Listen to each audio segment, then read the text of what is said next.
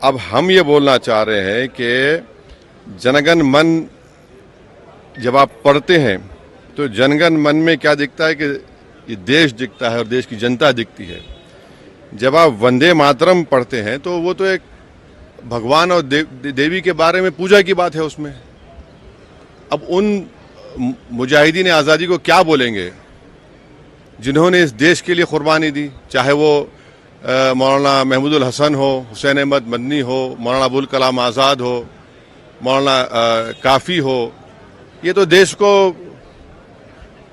आज़ाद कराने के लिए किया था। यहाँ पर आप देश को इस तरह से पेश कर रहे हैं। और जनगण मन जो लिखा गया था वो तो जनता के लिए लिखा गया था।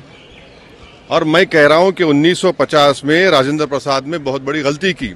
बगैर रेजोल्यूशन के उन्होंने कह दिया कि नेशनल सॉन्ग है, जबकि रेजोल्यूशन लेना चाहिए था उनको। तो और कहीं पर भी नेशनल सॉन्ग का डेफिनेशन नहीं है।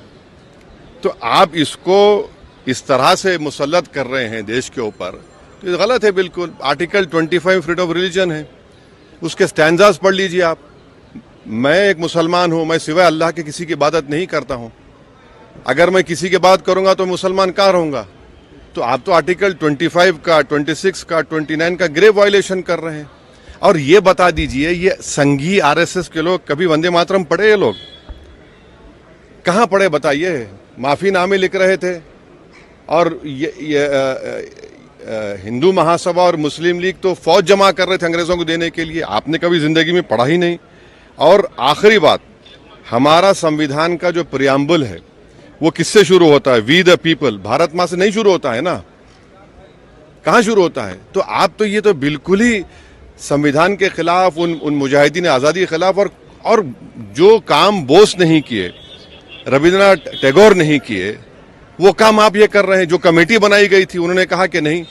तो ये सब मकसद एक ही है कि इस देश को एक हिंदू थियोक्रेटिक कंट्री बनाया जाए। हम इसकी मजम्मत करते हैं, कंडेम करते हैं। और बीजो इमानुएल का जजमेंट आज भी रेलेवेंट है और कल भी रेलेवेंट रहेगा।